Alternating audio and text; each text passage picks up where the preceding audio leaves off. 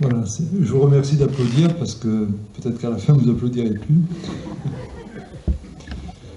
Alors d'abord, je pense qu'il serait important de rappeler que nous sommes invités à ouvrir nos portables à la fin de la conférence. Comme ça, on n'aura pas de petites musiques qui peuvent se faire ici ou là. Je ne pense pas qu'il y ait beaucoup d'intérêt à ce que je me présente. Si, c'est important. Ah bon. Voilà, je m'appelle Pierre Colombani, j'ai 56 ans, je suis marié avec une Isabelle qui est professeure d'anglais. J'ai deux filles, une fille de 13 ans et une fille de 10 ans. Voilà, Sarah et Lisa. Je suis un ancien prêtre de l'Église catholique romaine, où j'ai exercé pendant 15 ans. Et depuis près de 15 ans, donc, je suis passé dans l'Église orthodoxe. Pas seulement pour des raisons personnelles, mais avant tout pour des raisons doctrinales, où je n'étais pas en accord avec mon Église. Et aujourd'hui, je me réjouis de ce qui se passe avec le nouveau pape, et notamment ce synode sur la famille qui est en train d'ouvrir beaucoup de dossiers, mais bon, dans le monde religieux, c'est toujours très long pour que les choses évoluent. Voilà, et donc en même temps, j'ai été maître de conférence pendant quelques années à la faculté de théologie de Toulouse, où j'étais docteur en théologie et en éthique. Et donc c'est à ce titre que depuis quelques années, je donne des conférences en éthique. Et donc voilà, j'ai connu André depuis quelques années. Et, on a bien sympathisé et elle m'a proposé de donner une conférence ici à la Seine. On ne savait pas trop, on pataugeait, on cherchait, puis on est tombé sur ce titre, Mythes et religion. Donc d'abord, je vous remercie d'être si nombreux ce soir. C'est pas un titre des fois très accrocheur, on se dit, oh, les religions, les mythes, qu'est-ce que c'est? Bon, voilà. Alors on va essayer d'ouvrir ce chantier ensemble cet après-midi. Moi, je suis plus là pour essayer de donner un peu des pistes, et puis après, ce qui sera peut-être le plus intéressant, ce sera le débat qui va s'en suivre, je l'espère. Alors, comme tout propos, il doit d'abord commencer par quelques éléments de présentation de bibliographie.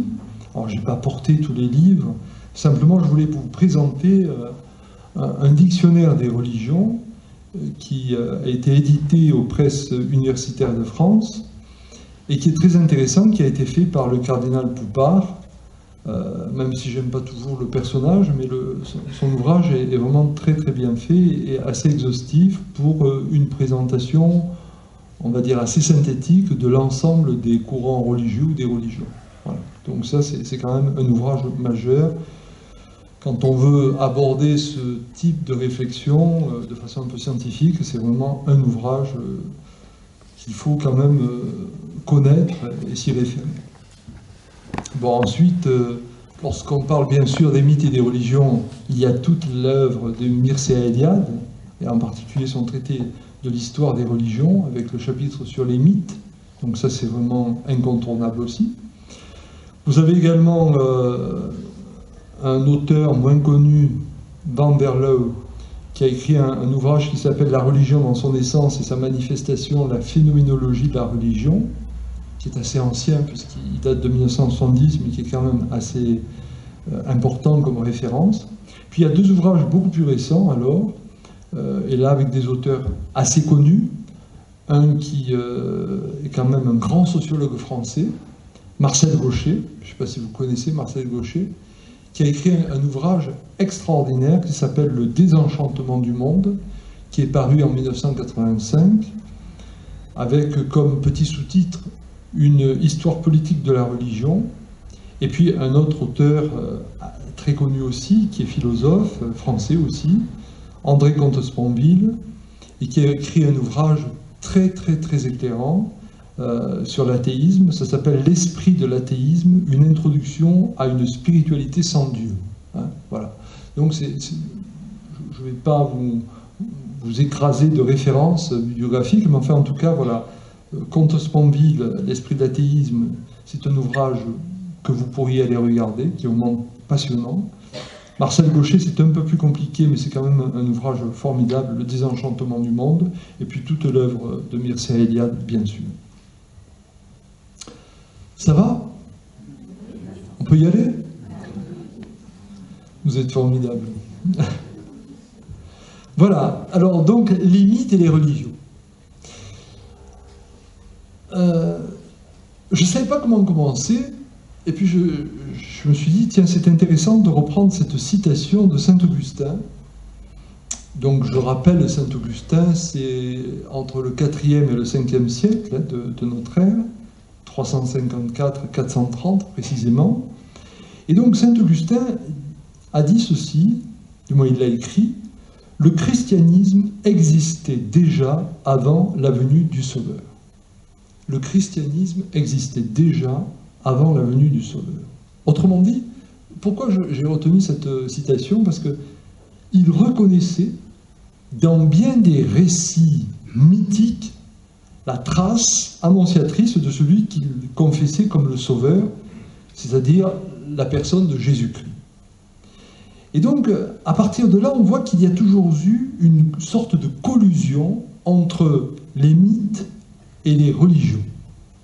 Alors bien sûr, nous ne pouvons pas embrasser ni tous les mythes, ni toutes les religions, dont le caractère exhaustif, vous en doutez, s'avère impossible à analyser dans sa totalité.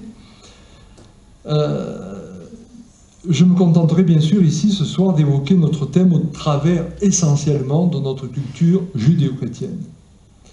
Mais en premier lieu, interrogeons-nous, qu'est-ce qu'un mythe? C'est une grande question. Qu'est-ce qu'un mythe? Et souvent, il n'est pas facile de distinguer le mythe parce qu'on a tendance à confondre le mythe avec la légende.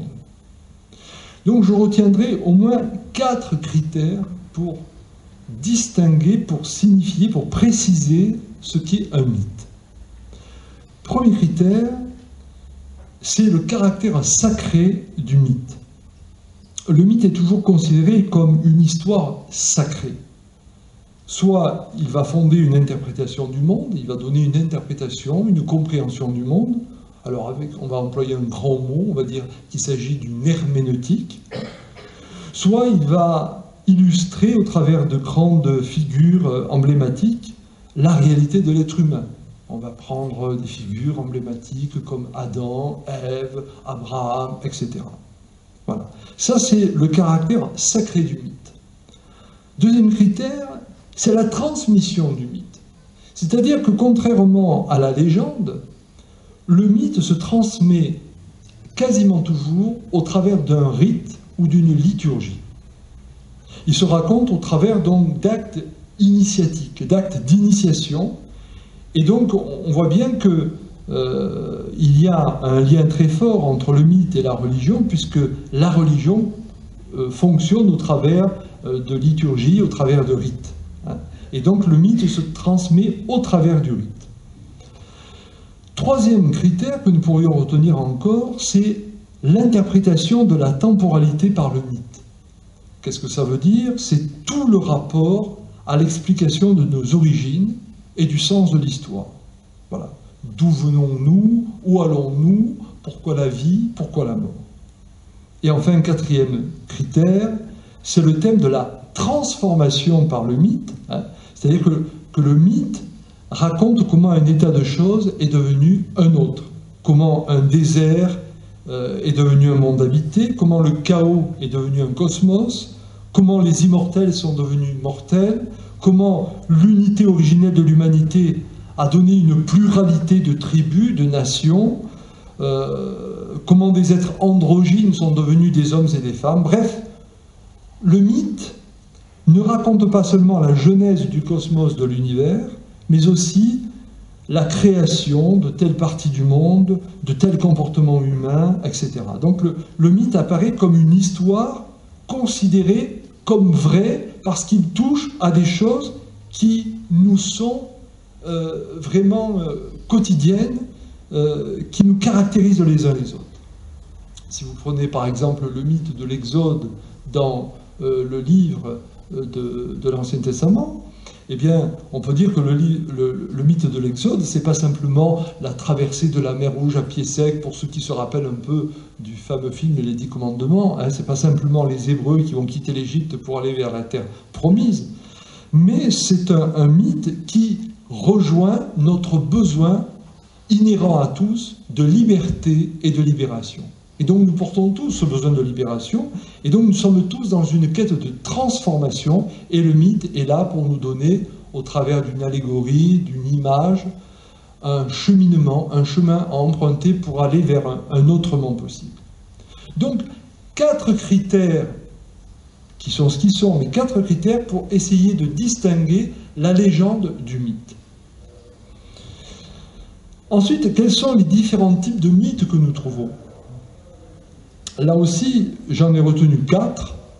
Comme ça, c'est assez... Hein, on reste sur toujours le même chiffre. 4 types de mythes. Le premier type de mythe que je retiendrai, c'est ce qu'on appelle les mythes de création. Les mythes de création, ce sont des mythes qui décrivent la création à partir d'une pensée, à partir de la parole, à partir de l'ascèse d'un Dieu créateur. Deuxième type de mythe, ce sont les mythes cosmogoniques, c'est-à-dire que ces mythes vont traiter de la création de l'univers à partir de la division de la matière primitive non différenciée, hein, c'est-à-dire soit le couple primordial ciel-terre, soit création à partir d'un chaos originel, soit à partir d'un œuf primordial, peu importe. Troisième type de mythe que l'on peut trouver, ce sont les mythes de récits cataclysmiques. Donc ces mythes racontent souvent comment l'humanité a été annihilée, et donc il y a eu quelques survivants, un couple ou quelques couples qui ont été survivants. Là, on pense de suite au fameux mythe du déluge avec Noé. Enfin, quatrième type de mythe que l'on peut trouver, ce sont les mythes dits anthropologiques. Alors ces mythes expliquent comment l'homme a été créé, soit à partir d'une substance matérielle, la terre, rappelez-vous, Adam, hein, qui vient du mot Adama, tiré de la terre, ou alors à partir d'une pierre, d'un caillou. Ce sont tous les mythes indonésiens. Vous avez aussi l'homme créé à partir d'un animal, ce qui se retrouve beaucoup dans les mythes de l'Asie du Sud-Est, ou encore comment les premiers hommes ont été créés à partir de la terre mère ou du ciel père par leur union sacrée. Voilà, donc ce sont ces différents critères et ces caractéristiques qui nous permettent de comprendre la différence qu'il y a entre un mythe et une légende. Donc ça, c'est la première série que nous pourrions donner à ce qu'on va appeler le mythe pour en comprendre la teneur. Maintenant, de l'autre, comment définir la religion? Alors, quand on dit religion, on est plus à l'aise, on se dit oui, on connaît les religions. Alors, une religion se conçoit le plus souvent comme un système de pratiques, de croyances, pour un groupe ou une communauté, mais il n'y a pas de définition qui soit reconnue comme valable pour tout ce que l'on met sous l'usage du vocable de religion. Alors, je ne vais pas vous faire cette insulte parce que vous le savez tous bien mieux que moi, mais je le rappelle quand même que à la base c'est le terme latin religio, donc qui a permis de définir la religion, et le premier qui ait donné une définition à la religion, c'est Cicéron. Hein. Cicéron qui disait que la religion, c'est le fait de s'occuper d'une nature supérieure, que l'on appelle divine, et de lui rendre un culte. Voilà. Donc dans les langues où le terme est issu du latin, la religion est souvent envisagée comme ce qui concerne la relation entre l'humanité et Dieu. Dans le Coran, pour l'islam, le terme de din peut être considéré comme l'équivalent de celui de religion, et il va désigner alors toutes les prescriptions de Dieu pour la communauté qui se rassemble. En chinois, il y a un terme, c'est zhongjiao, qui a été inventé au début du XXe siècle pour traduire celui de religion, avec l'idée alors d'un enseignement qui est donné pour une communauté. Et puis vous avez aussi le bouddhisme, que souvent on considère comme une religion, bien qu'il n'y soit question ni de Dieu, ni de nature divine, il faut le savoir. Hein, parce que là aussi on parle de religion, mais là Ça ne rentre pas tout à fait dans la catégorie de la définition de Cicéron, puisqu'il n'y a ni Dieu ni divinité. La religion peut être donc comprise comme une manière de vivre et une recherche de réponses aux questions les plus profondes de l'humanité. Et en ce sens, on peut dire que la religion, quelque part, rejoint la philosophie. Sauf que la philosophie est là pour nous apprendre à poser des questions, alors que la religion est souvent là pour, à partir de ces questions, tenter des réponses. Ce qui est déjà plus hasardeux. Mais la religion peut être aussi vue comme ce qu'il y a de plus contraire à la raison, et elle peut être jugée comme un système de superstition. Et c'est pour cela que souvent certains ont parlé, notamment dans tout le courant du XIXe siècle, à propos de la religion, d'un système d'obscurantisme. La religion peut être personnelle, elle peut être communautaire, elle peut être privée, elle peut être publique, elle peut être liée à la politique, elle peut vouloir aussi s'affranchir de la politique. En tout cas, la religion, c'est un système qui se vit à partir d'un culte, donc le rite ou la liturgie, d'un enseignement, un certain nombre de données qui se veulent être des réponses aux questions philosophiques, d'exercices spirituels, donc des manières de pouvoir se mettre en position par rapport à une divinité, et puis des comportements en société, c'est-à-dire que souvent, la religion va induire une éthique. À partir donc de ces quelques éléments de définition que je viens de donner et du mythe et de la religion, maintenant, essayons de réfléchir sur la distinction à établir entre mythe et religion à partir de l'histoire, mais pas, je ne vais pas faire un retour sur l'histoire, mais voir comment l'histoire permet de réfléchir sur le rapport mythe et religion. Et ici, je vais donc revenir sur la Bible, puisque c'est ce que nous connaissons à peu près tous dans notre contexte culturel judéo-chrétien, que l'on soit croyant ou pas croyant, ça c'est pas le problème. Utiliser la notion de mythe quand on aborde par exemple la Bible, cela ne va pas de soi. Même s'il est devenu banal depuis le XIXe siècle, au moins de considérer les récits bibliques de création sur le même plan que les récits des mythologies voisines. Aussi, je commencerai par une remarque concernant le mythe et le statut des récits d'origine dans la Bible.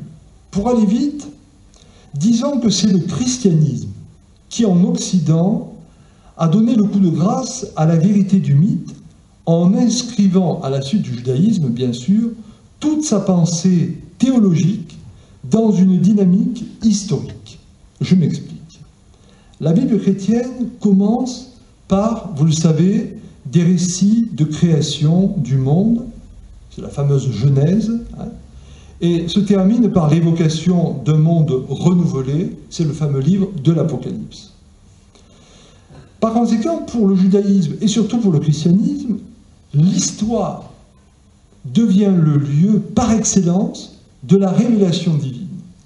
Dieu se révèle dans l'histoire au travers d'un acte créateur initial, et ses interventions pour sauver l'humanité se fait par des médiateurs interposés. On pense à Noé, à Abraham, à Moïse, à l'Exode, aux prophètes, à Jésus, etc. Donc cette valorisation de l'histoire correspond, bien entendu, à une interprétation théologique, et donc va donner lieu à ce qu'on va appeler l'histoire sainte. Et donc, on va voir comment, à partir de cette notion d'histoire, le christianisme, bien sûr le judaïsme aussi, mais surtout le christianisme, va vouloir prendre des distances par rapport à tout ce qu'est la mythologie. Donc la double opposition mise en place par la philosophie grecque entre mythe et raison d'une part, et entre récits fabuleux et vérité historique d'autre part, a fourni aux apologètes chrétiens un formidable argument de polémique et de propagande. En effet, ça leur permettait de valoriser la Bible aux yeux des intellectuels en soulignant son caractère essentiellement historique.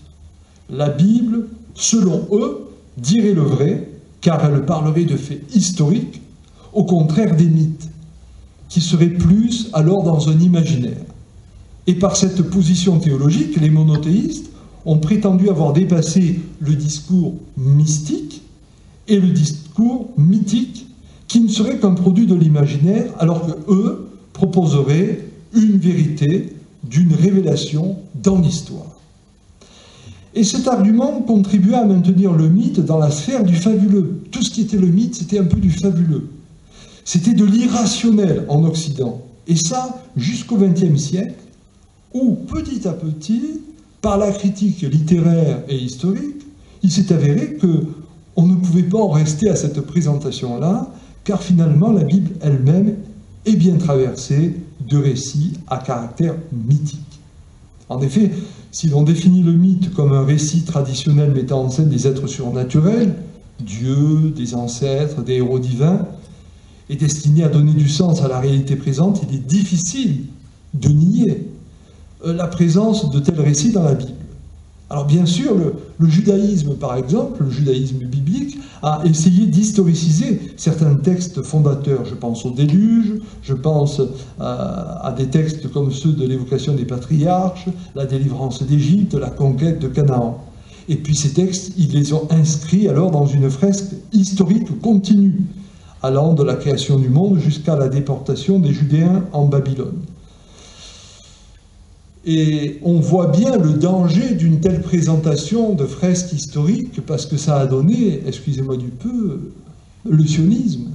Et ce qui se passe aujourd'hui en Israël, où au nom d'une relecture de l'histoire, on revendique une terre qui peut-être était plus de l'ordre du mythe que de la réalité de l'histoire. Cependant, le judéo-christianisme, s'il s'appuie sur des mythes, et on ne peut pas le nier, il ne relève pas entièrement, et ça c'est intéressant, de la catégorie mythologique, en ce que dans l'ensemble des textes bibliques, on ne parle pas du mythe en tant que tel, puisque Dieu n'est jamais présenté comme une sorte de héros. En fait, la Bible développe plus ce qu'on pourrait appeler une conception mythique de l'histoire. C'est-à-dire que non seulement on a des récits d'origine, donc je pense au livre de la Genèse, qui explique le monde actuel, donc l'ordonnement d'un cosmos, la situation existentielle de l'humanité, les errements d'Israël, mais il y domine une conception de l'histoire dans laquelle le sens est donné par l'intervention d'un Dieu. Autrement dit, Dieu n'est pas un héros, il y a des héros, ce sera Abraham, ce sera Moïse, ce sera Jésus, mais Dieu n'est pas un héros. En revanche, il y a ce qu'on appelle le phénomène de l'hétéronomie, c'est-à-dire que, eh bien, il y a une espèce d'être surnaturel qui intervient et qui donne du sens à l'histoire des hommes. Pour leur statut de récit fondateur, on peut dire que les récits du Pentateuque, c'est-à-dire les 5 premiers livres de l'Ancien Testament, ils fonctionnent comme de véritables traditions mythiques pour le judaïsme. Mais ils fonctionnent toujours avec une vision qu'on va appeler eschatologique. C'est-à-dire que le mythe en général est plus là pour nous dire, au travers d'une image plus ou moins élaborée, de nous dire d'où nous venons, pourquoi nous sommes là. Alors que dans la Bible, il y a cela, mais il y a plus que cela, parce qu'il va y avoir aussi une dimension eschatologique, c'est-à-dire une sorte de regard sur la fin des temps. Et donc, si on peut parler de textes traversés par des catégories de type mythique, pour autant, on n'est pas vraiment dans une mythologie, mais on est plus dans une mythologie de l'histoire. Cependant, le fait qu'on ait quitté le mythe pour entrer dans une mythologie de l'histoire, c'est-à-dire une compréhension de l'histoire, l'histoire a un sens, d'où nous venons, où nous allons, eh bien, Marcel Gauchet, que je vous citais tout à l'heure, dans son ouvrage majeur « Le désenchantement du monde », Marcel Gauchet a montré en quoi le christianisme a participé du désenchantement du monde.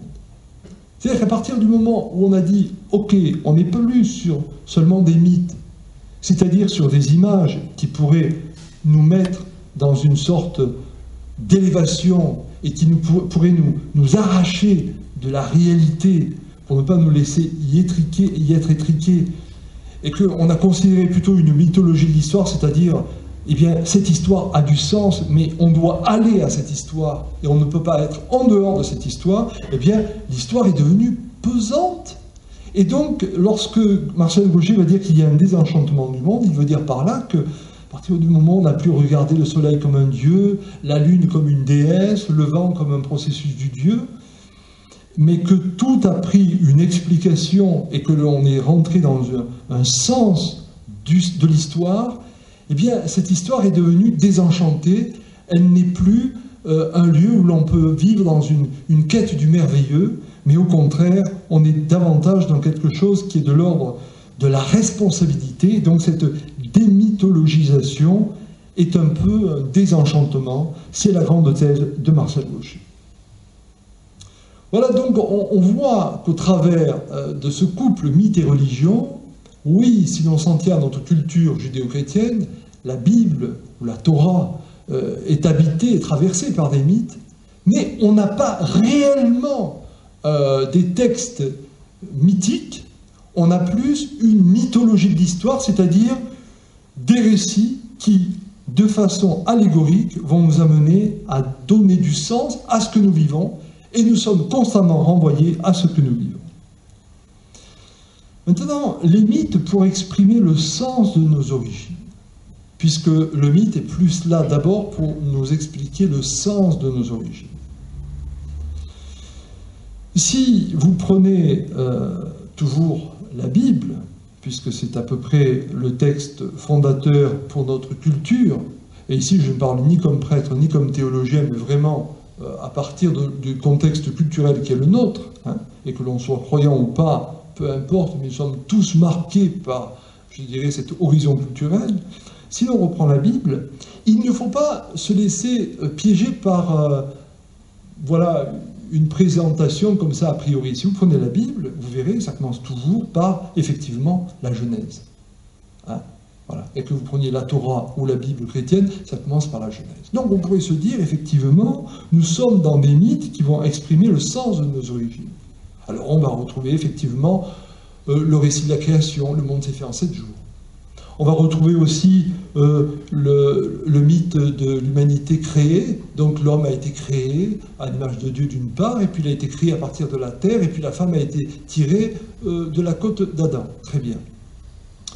Mais il ne faut pas se laisser abuser par cette présentation, parce qu'en réalité, le premier livre historique de la Torah, ce n'est pas la Genèse, contrairement à ce qu'on croit souvent, c'est l'Exode.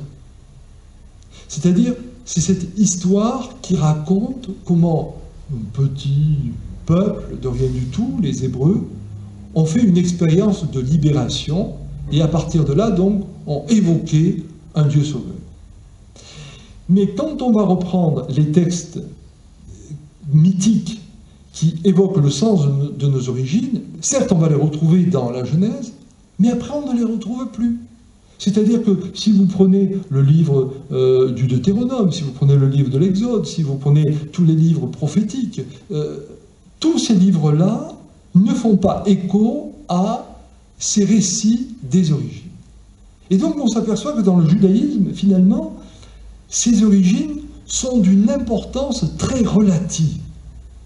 Et on peut dire avec force que le judaïsme n'est pas dans une présentation du mythe pour comprendre les origines, mais que ce qui intéresse le judaïsme en premier lieu, c'est une histoire de salut, c'est-à-dire une histoire de libération, une histoire de liberté.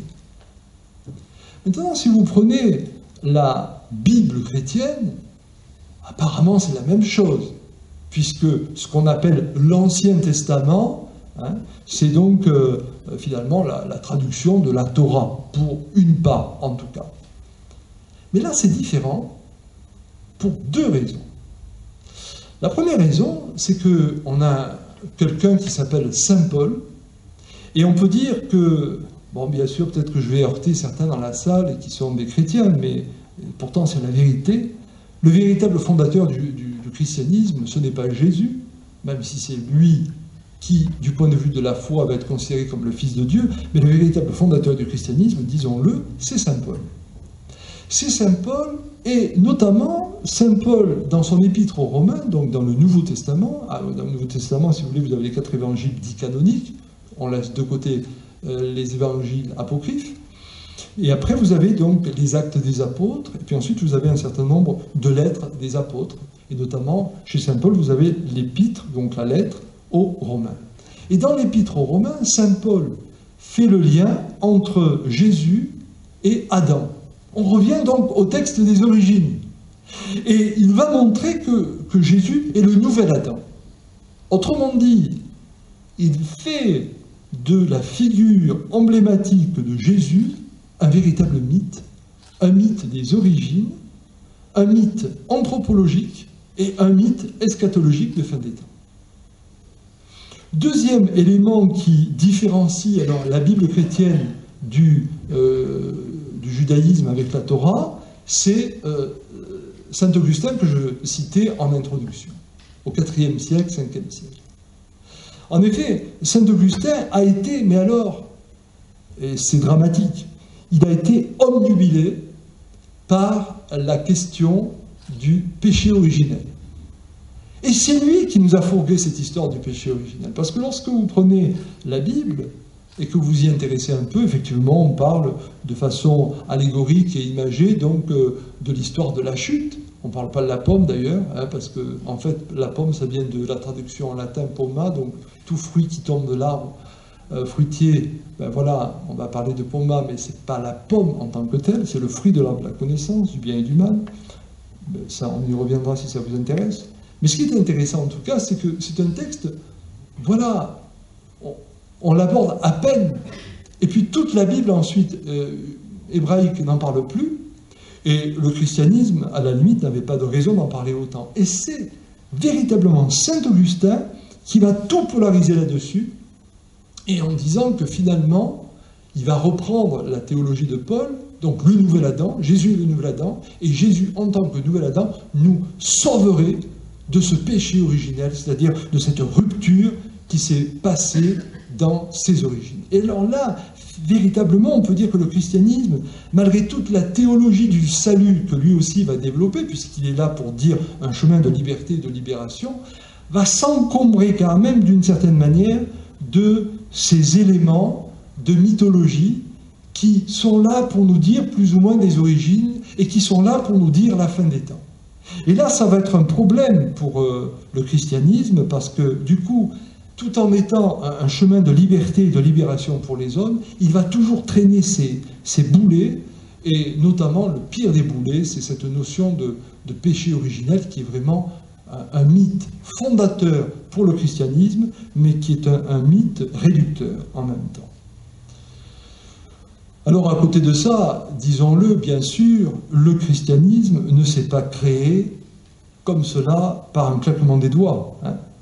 Mais si vous pouviez retenir déjà ceci, c'est que, premièrement, les mythes, en général, sont là pour donner le sens des origines, et que les récits bibliques donnent plutôt le sens de l'histoire du salut. Mais que le christianisme est un peu entre les deux, parce qu'il a flirté avec les deux, et c'est pour cela que ce titre de mythe et religion me paraissait intéressant, parce que ça permet de comprendre un peu à la fois la richesse du christianisme qui nous a marqués, et à la fois les limites de ce christianisme qui nous a parfois aussi fait souffrir. Mais je vous le disais, le judéo-christianisme, en tant que religion traversée par des mythes, ne naît pas de rien. Et là, je voudrais un petit peu vous titiller pour vous faire voir que finalement, il faut quand même que nous sortions un peu de nos a priori comme ça, et qu'en réalité, il y a des figures divines que l'on retrouve dans les mythologies religieuses et qui correspondent alors presque trait pour trait à ce que nous disons, nous, dans notre culture chrétienne du Christ. Puisque finalement, que ce soit le judaïsme ou le christianisme, on a parlé d'un Dieu sauveur, puisqu'on est dans une histoire du salut. Et notamment, le christianisme a beaucoup parlé du Christ en tant que Messie, le sauveur. Bien. Eh bien, cette notion de Dieu sauveur, on va la retrouver aussi, et donc ce mythe du Dieu sauveur, on va le retrouver aussi, par exemple en Assyrie, avec le dieu Hadad, aussi en Grèce avec Adonis, Apollon, Dionysos, Bacchus et surtout Orphée. On va retrouver également dans l'Égypte Osiris, Séparis, Horus, Zarathustra, Zoroastre, Mithra en Perse, Attis en Phrygie, Baal en Phénicie, Bali en Afghanistan, Bouddha en Inde, Jésus pour les Celtes et les druides antiques, Indra pour le Tibet, Krishna en Inde, Mikado pour le shintoïsme, et Prométhée bien sûr, et puis on pourrait parler encore de Thor en Gaule, Zohar pour les bons orientaux, etc. Donc on voit qu'il y a une diversité de divinités qui recouvre ces catégories du Dieu sauveur, et qu'on est donc dans des figures mythiques qui se croisent un peu dans toutes les grandes traditions religieuses. Mais pour aller un peu plus avant, et pour être un peu plus pointu, je ne vais pas trop vous embêter là-dessus, mais quand même, il faut qu'on s'en rende compte. Prenez par exemple le Bouddha. Bon, Bouddha, on dit qu'il aurait vécu 500 ans avant Jésus-Christ. Bon, est-ce que Bouddha a été une personne en tant que telle? Bon, là, il y a polémique, je ne rentre pas là-dedans. Mais en tout cas, la figure de Bouddha a ceci de commun avec celle du Christ, c'est que Bouddha a été présenté comme naissant d'une vierge, Maya, hein, et qu'il accomplissait des miracles et des merveilles, qu'il écrasa la tête d'un serpent, qu'il mit fin à l'idolâtrie, qu'il accéda au nirvana, c'est-à-dire aux cieux, et qu'il était regardé comme le bon pasteur. Et dans tout ce que je vous dis là, vous retrouvez des images que l'on va évoquer à propos de Jésus en tant que Christ. Si vous prenez la figure d'Orphée, donc Orphée qui est apparu au XIIIe siècle avant le Christ, et qui fut un grand réformateur religieux, on peut dire que Orphée est intéressant parce qu'il est, bon, il est connu par la légende de sa descente aux enfers, et il est présenté comme mi-homme et mi-dieu. Donc déjà là, on retrouve un trait quand même intéressant, puisque souvent, enfin pas souvent, on dit que le Christ est vrai homme, vrai Dieu. C'est ce qui a été décrété par les pères du concile de Chalcédoine en 451. Eh bien, on retrouve la même mythologie à propos d'Orphée. Et on peut dire presque que l'orphisme a été un peu le prélude du christianisme, et que finalement, on est passé du Jésus de l'histoire au Christ, hein, au Christ mystique, et que ce passage du Jésus de l'histoire au Christ mystique s'est fait, comme je le disais précédemment, par saint Paul, et que saint Paul a été très marqué par l'orphisme et par toutes les doctrines de l'orphisme. Donc on voit bien que ces mythes et ces mythologies qui traversent toutes les religions ont imbibé aussi le christianisme, plus encore que le judaïsme. Il y a encore le mythe d'Horus. Les histoires de Jésus et d'Horus sont très semblables, puisque le mythe d'Horus a contribué à la désignation de Jésus comme le Christ d'une certaine façon, puisqu'on dit que Horus serait né d'une vierge, qu'il serait né normalement vers le mois de décembre, qu'il avait 12 compagnons, qu'il était considéré comme la voie, la vérité, la lumière, le fils du Très-Haut, et qu'il avait même relevé quelqu'un d'entre les morts. Et l'épithète personnelle d'Horus était Ioussa, donc on n'est pas loin de Jésus, et il était considéré comme le fils de Ptah, c'est-à-dire le Père. Voilà. Donc on retrouve vraiment des éléments assez étonnants. On pourrait encore évoquer la figure mythique de Krishna, hein, et là il y a des similitudes encore assez étonnantes entre la figure du Messie et puis cette figure de Krishna qui est née lui aussi d'une vierge, hein, Devaki, qui veut dire une qui est divine, et il aurait été préservé du mal, et il serait monté aux cieux. On pourrait encore parler du mythe de Mithra, hein, Mithra, le dieu soleil, hein, de Perse, qui a précédé le mythe chrétien d'au moins 600 ans. Et Mithra a les caractéristiques suivantes en commun avec le Christ. Lui aussi, il est né, semble-t-il, au mois de décembre, et il était considéré comme un grand sage, appelé le bon berger, et il était la lumière. Rappelez-vous le 4e évangile de Saint Jean qui dira le Christ est la lumière du monde. Voilà. On pourrait encore parler du mythe de Prométhée, hein. Prométhée donc qui est un dieu qui est descendu dans l'humanité. Et là, c'est tout ce qu'on va appeler chez saint Paul, pour ceux qui ont fait un peu de théologie, c'est ce que saint Paul va appeler la kénose, c'est-à-dire l'abaissement de Dieu vers l'humanité, pour que l'humanité s'élève vers Dieu. Voilà.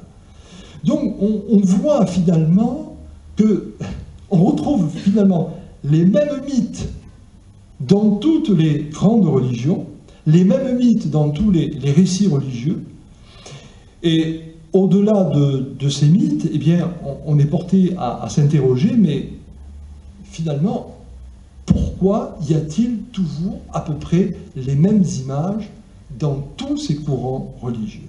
Et là, alors, j'en arrive à un point qui, pour moi, est très important. C'est ce que j'ai appelé la pertinence du mythe. La pertinence du mythe. Ça va ? C'est pas encore l'heure de la sieste?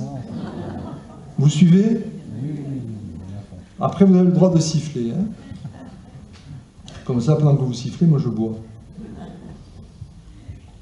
Mais André a oublié de mettre le pastis. Bon, alors, la pertinence du mythe. On est dans une époque qui se veut tellement rationaliste et qui est marquée par la science. Et c'est très bien. Mais est-ce que la science peut répondre à tout? Et l'évocation du mythe relève toujours un peu une sorte de discours éthéré, éloigné de la réalité. On regarde le mythe un peu comme de l'ordre d'un imaginaire avec condescendance.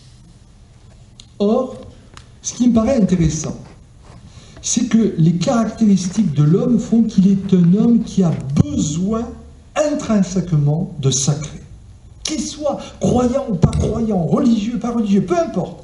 Mais l'homme est un être qui a besoin de sacré et qui éprouve, à travers ce sacré, la quête d'un indicible. L'indicible, c'est pas que Dieu. Mais l'indicible, ça peut être l'indicible de l'amour.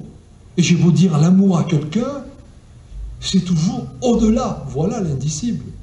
Je peux être dans une quête de la beauté, au travers de l'art pictural, de la poésie, etc.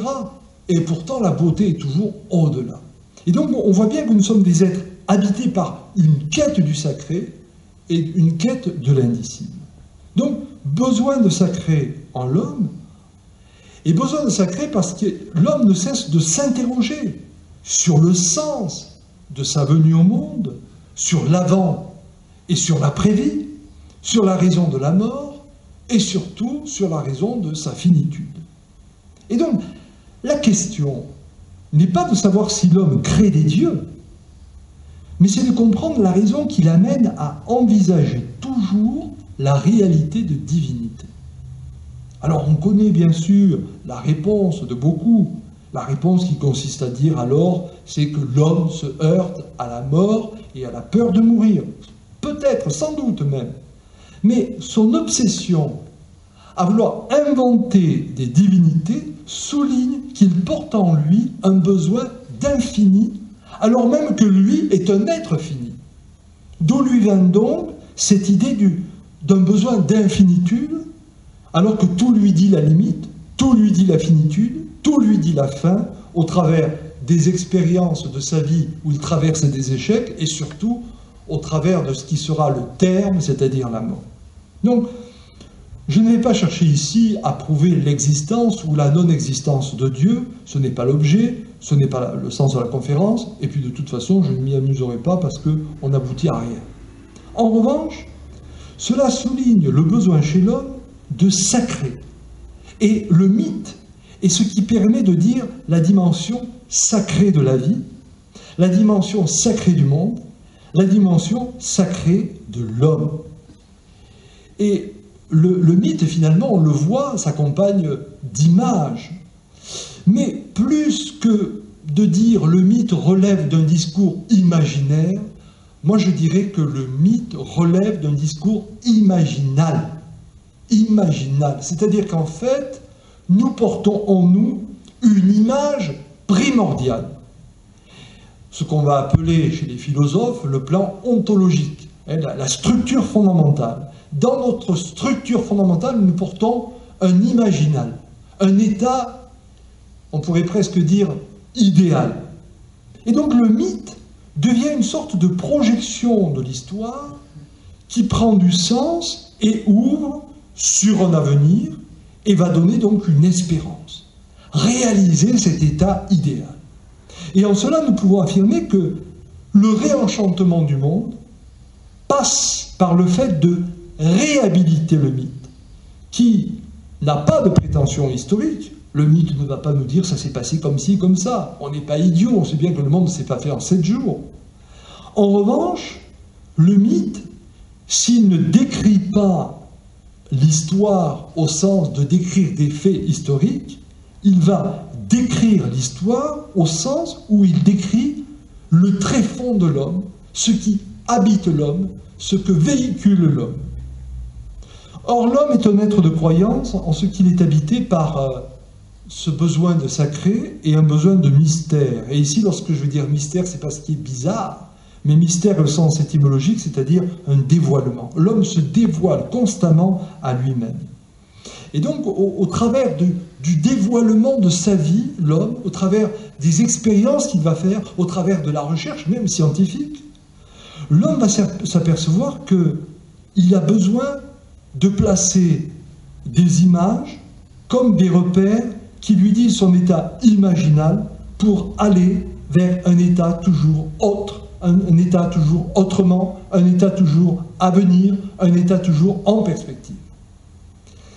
Alors il ne s'agit pas ici de faire un amalgame, et même si je me suis amusé à vous titiller pour vous montrer qu'il y avait donc dans les récits mythologiques bien des concordances, et que si on regarde ce qui est attribué au Christ, on va le retrouver dans une multitude de figures mythologiques dans toutes les religions, mon but n'est pas de faire une forme de syncrétisme et de dire toutes les religions se valent, mais mon but c'est de vous montrer combien le mythe n'est pas propre à la religion.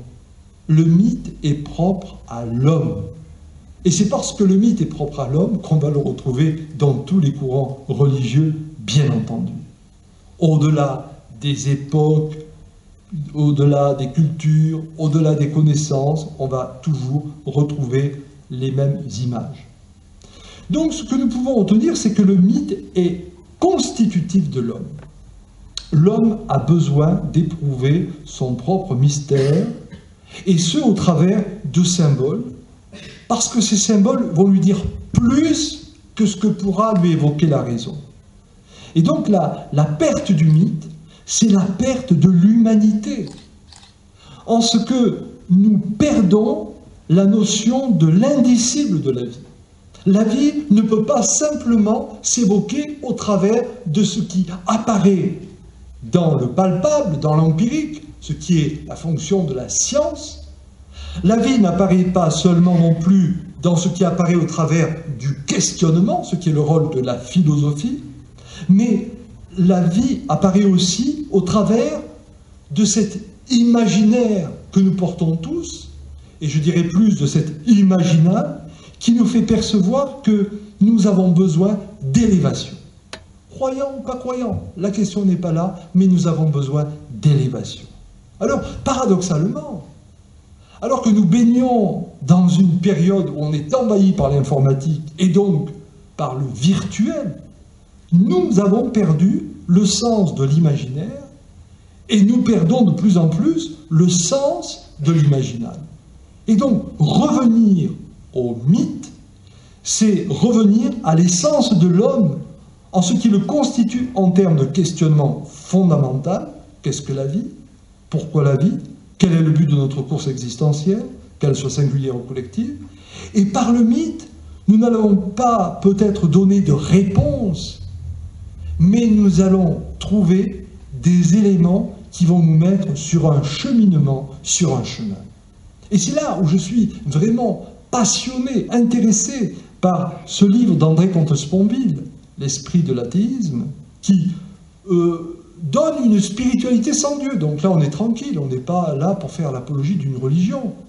Et André Comte-Sponville, dans son ouvrage, montre qu'au travers d'une forme d'écologie, c'est-à-dire une méditation devant un arbre, devant un élément de la nature, qu'elle soit minérale, végétale ou animale, il va entrer dans une forme de spiritualité, et donc il va entrer dans une forme d'élévation, et que ce soit telle fleur, tel arbre, ou tel animal, peu importe, cela devient une image qui fait écho à cet état imaginal dont je parle, et qui finalement devient un mythe qui permet d'entrer dans une compréhension de l'histoire en termes de sacralisation et en termes donc de mystagogie, c'est-à-dire de dévoilement.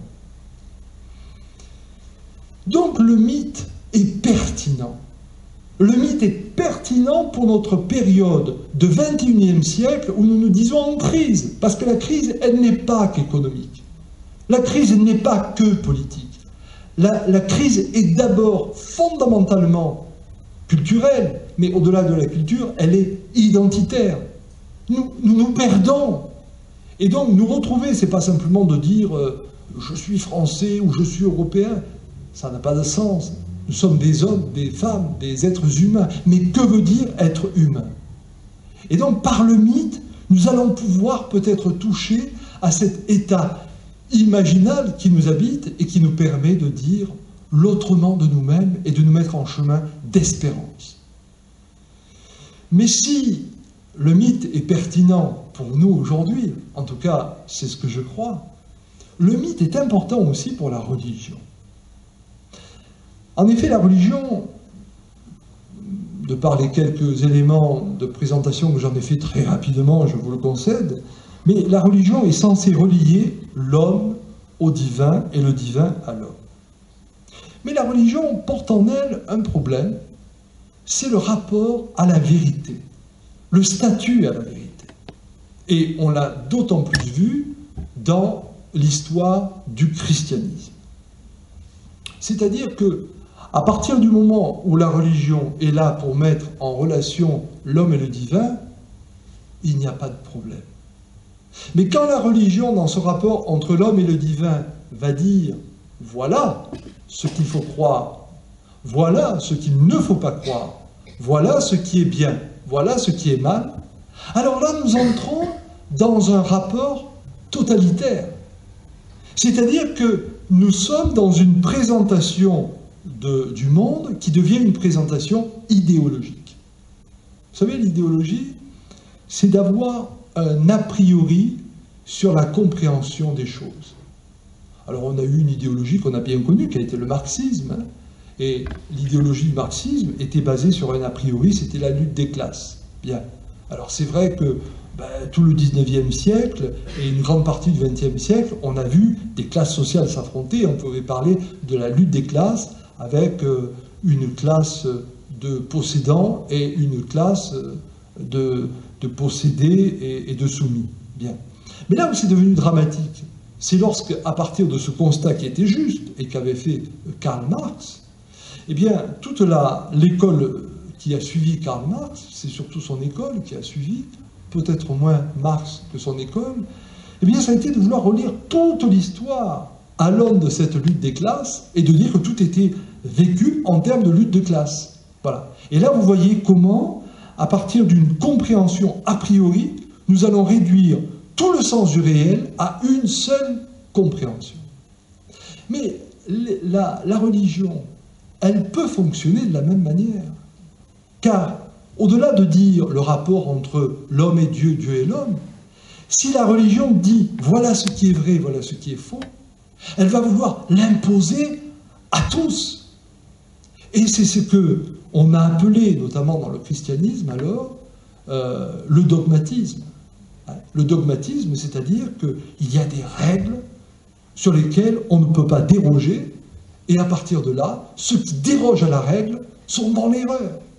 Alors aujourd'hui, comme on est dans la chance de vivre dans un pays laïque, si on déroge à la règle, c'est le problème de ceux qui croient cela. Mais il fut une époque, rappelez-vous, où on était tué parce qu'on dérogeait à la règle. Et ça a été tout le problème de, par exemple, ce qu'on a appelé, quand même de façon étonnante, la Sainte Inquisition. Voilà, et donc, où on tuait les gens en place publique s'ils n'étaient pas dans la bonne règle. Pour autant, je ne rejette pas le dogme, parce qu'une religion, elle a besoin de s'appuyer sur des éléments. Et ici, je vous donnerai une définition que je donne souvent à ceux qui viennent m'écouter par ailleurs dans mes conférences de théologie. C'est une définition donnée par un grand théologien catholico-romain, vous voyez, donc comme quoi je reste très œcuménique, hein, qui s'appelle Karl Rahner, un Allemand, et qui d'ailleurs actuellement est un des théologiens les plus ouverts du monde romain, et le pape François l'a chargé, lui, de conduire les travaux du synode. Donc vous voyez, c'est quand même quelqu'un de très ouvert. Et Karl Rahner dit, le dogme, c'est pas la vérité. Le dogme, c'est le réverbère qui éclaire le chemin de la vérité.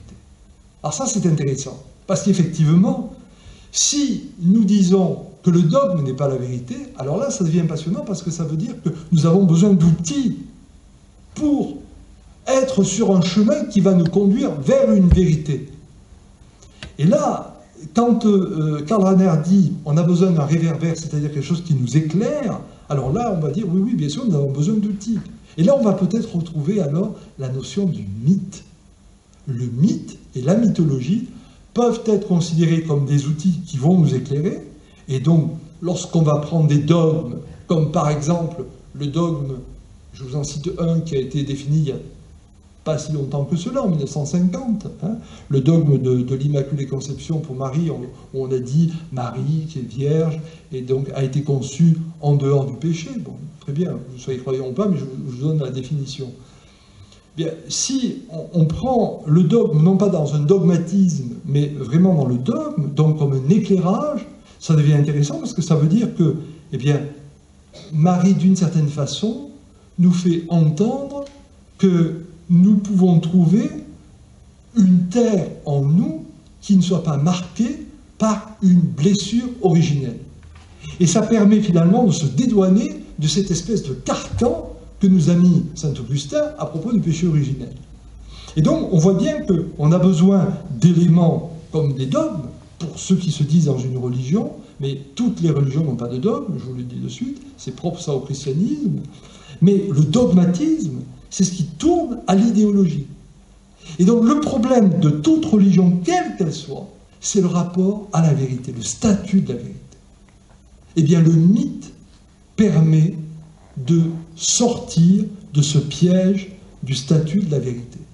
C'est-à-dire que le mythe va toujours donner une présentation où tout le monde peut donner sa perception, sa compréhension des choses, mais où on n'est pas enfermé dans une définition qui fasse que si on n'est pas d'accord, on sera exclu, on sera excommunié, on sera condamné. Je prends un exemple. Si vous prenez l'histoire du christianisme qui est concentrée sur Jésus-Christ mort et ressuscité, si on prend les choses en termes d'un dogmatisme, on va dire, voilà, il faut croire que Jésus, le Christ, est mort et ressuscité. Si tu n'y crois pas, tu es un hérétique. Si vous le prenez sur un plan mythologique, ça ne veut pas dire que vous réduisez la portée du dogme en disant c'est un mythe, ça voudrait dire ben, c'est pas tout à fait vrai. Mais vous allez le prendre sur un autre plan, et finalement, qu'on soit croyant ou pas croyant, ce qu'on va entendre dans le mythe, c'est que cette histoire de mort et résurrection, c'est de trouver une image ou un imaginal qui nous dit que nous sommes faits pour aller d'un état à un autre, que nous sommes faits pour nous transformer, que nous sommes faits pour nous transmuter, que nous sommes faits pour ne pas nous laisser enfermer dans des situations mortifères, mais que de ces situations mortifères, il faut se relever. Et finalement, ce que certains vont dire à propos du relèvement d'entre les morts, c'est une manière de dire « relevons-nous de toutes nos morts ». Donc si nous ne restons pas dans une compréhension dogmatique qui va nous étriquer, mais qu'on entre dans une compréhension mythologique, pour le croyant, ça n'empêche pas de dire « je crois au Christ mort et ressuscité », mais ça ouvre davantage, et ça permet d'être en dialogue pour dire avec d'autres, quelles que soient nos croyances, quels que soient nos chemins culturels, nos chemins religieux, nos chemins philosophiques, nous avons tous à vivre cette dimension de l'ouverture à un autrement. L'autrement pour le couple, l'autrement pour ma propre personne, l'autrement pour l'amitié, l'autrement dans mon rapport à mon enfant, l'autrement dans mon travail où j'ai perdu mon travail, que je suis chômeur, etc., etc.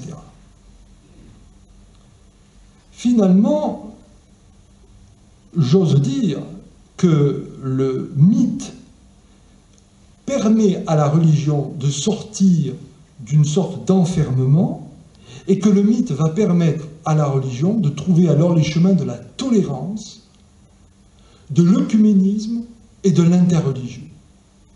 Parce que tant que la religion est sur une catégorie de vérité, même si elle cherche à être tolérante parce que c'est la bonne pensée actuelle, il arrivera toujours un moment où on va se situer en concurrence. Et on le sait très bien, il y a des politiques religieuses. Hein, parce que moi je pourrais vous dire par exemple qu'on parle beaucoup de l'œcuménisme chrétien, mais que dans la Russie, eh bien, les catholiques et les orthodoxes se font la guerre, hein, les catholiques par le biais des uniates, et puis les orthodoxes qui essayent ensuite de bouffer du terrain, et notamment M. Poutine qui essaie de fonder une super cathédrale à Paris, dans l'ancienne maison de la météo. Bon. Donc on voit bien qu'il y a toutes ces histoires-là de lutte entre les religions, parce que la religion est toujours dans cette idée « j'ai la vérité, donc si j'ai la vérité, tu es dans l'erreur ». Mais si la religion se laisse travailler par une compréhension, une interprétation et une expression au travers d'un imaginal par le mythe, alors elle peut entrer en dialogue. Et je suis désolé, mais cette notion de la transformation qu'on va évoquer avec le Christ mort ressuscité, on peut le trouver dans d'autres expressions. Et c'est pour cela qu'en 1986, quand le pape Jean-Paul II avait réuni tous les chefs religieux du monde pour prier sur la paix, pour la paix, eh bien je trouvais ça extraordinaire, parce que là on était vraiment dans une démarche, on pourrait dire, de type mythologique. Parce que la paix, c'est un mythe. Qu'est-ce que la paix? La paix, c'est pas la non-guerre. La paix, c'est pas l'absence de guerre. La paix, c'est vraiment un état imaginal que, par exemple, dans la Torah et dans la Bible chrétienne aussi, on va appeler le shalom. Hein, le shalom qui est issu du Shabbat, ce 7e jour où Dieu, se retournant, contemple et vit que tout cela était bon, que tout cela était beau, que tout cela était bien. Voilà. Mais c'est un état mythologique. Et donc le mythe de la paix, tout à coup, a permis à tous les chefs religieux de se réunir et de prier pour cela.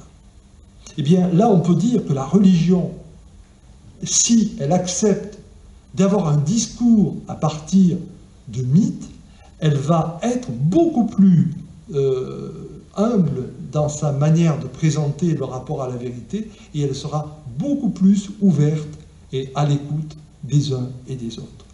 Donc, pour conclure, parce qu'il faut conclure, sinon je vais me faire gronder par notre ami André, parce qu'il faut qu'il y ait un débat, elle me l'a bien dit.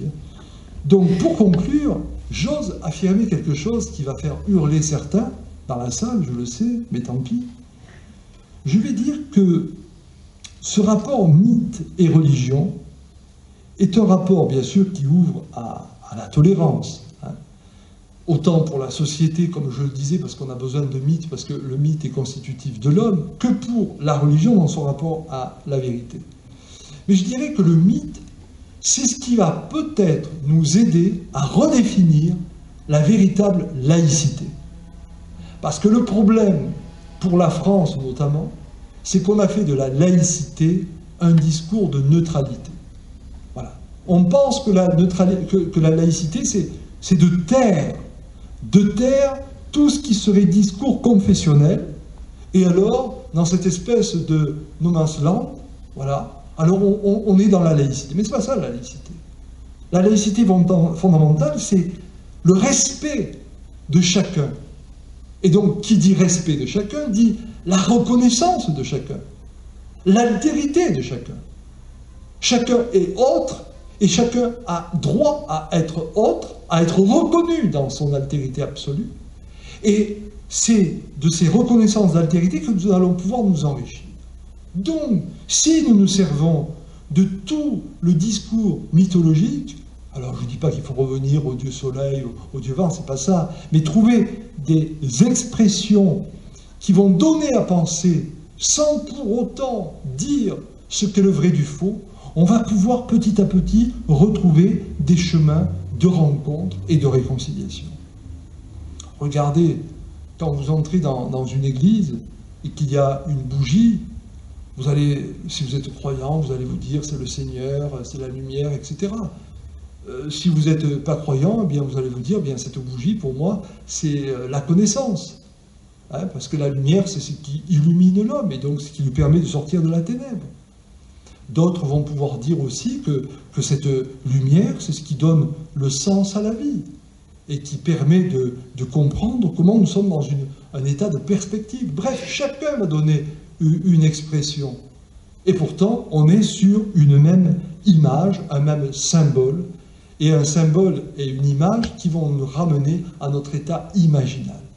Eh bien, pour terminer, oui, je le dis avec force, pour moi, le mythe, c'est ce qui permet de décorseter une société, c'est ce qui permet de décorseter la religion, et c'est ce qui permet de nous retrouver, de nous rencontrer, et de faire qu'aujourd'hui, une laïcité puisse faire en sorte que chacun s'exprime avec son support, avec son terreau, avec sa culture, et vise ensemble le bien, le beau et le bon. Je vous remercie. Merci.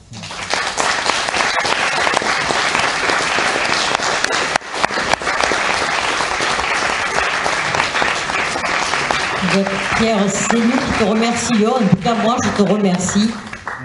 Les sifflets, je ne les ai pas encore entendus. Par contre, maintenant, place au débat. C'est moi qui ai le micro, donc je vous le prêterai volontiers.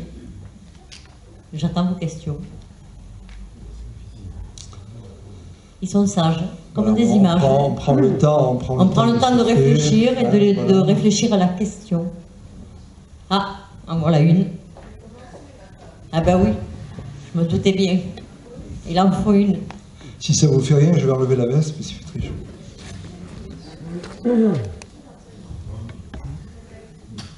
Oui, la question. La question, c'est d'abord une question de terminologie. Oui. Quelle distinction faites-vous dans le sens des mots entre compréhension et interprétation? Oui, vous avez raison de poser cette question, parce que c'est tout à fait différent, la conception et la compréhension. Vous avez raison.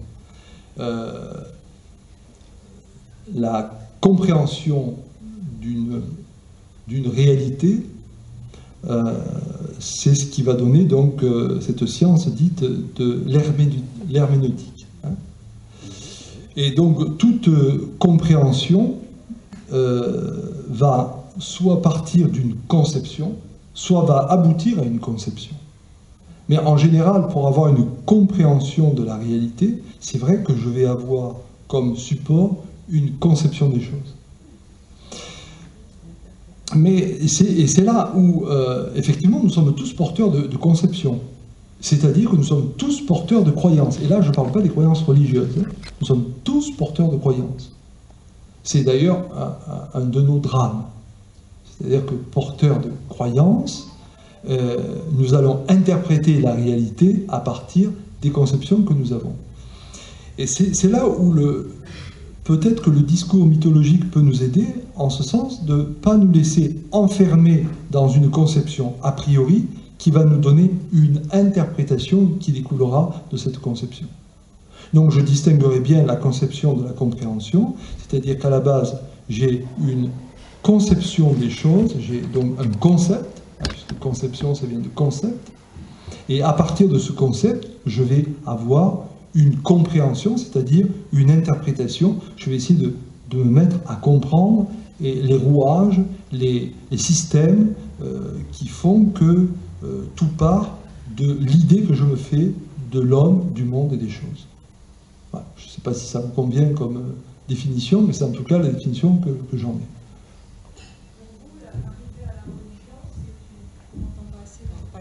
Pour vous, la religion a découlé des mythes? La religion a absolument découlé des mythes, et on peut dire que c'est...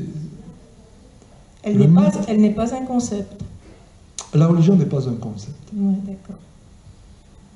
Alors, attendez, la religion n'est pas un concept, mais ensuite il y a eu une conceptualisation de la religion. Voilà. Et pour le christianisme, par exemple, c'est saint Paul qui va conceptualiser le christianisme, et plus encore ensuite saint Augustin, sans parler de saint Thomas d'Aquin, ce qui a été dramatique pour l'Occident. René, pas de questions? C'est incroyable, ça. Pas de questions, René? Alors, je suis perplexe. Alors, je vais voir un petit peu de ce côté. Est-ce qu'il y a quelqu'un qui aurait une question?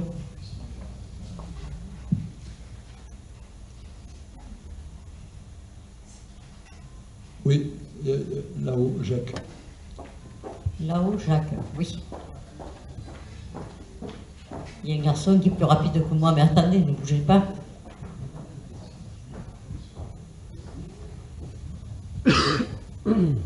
Est-ce qu'on pourrait dire, en fait tu n'en as pas parlé, mais entre la différence, enfin, j'en étais resté là, entre mythe et religion, ce n'est pas l'irruption de la raison.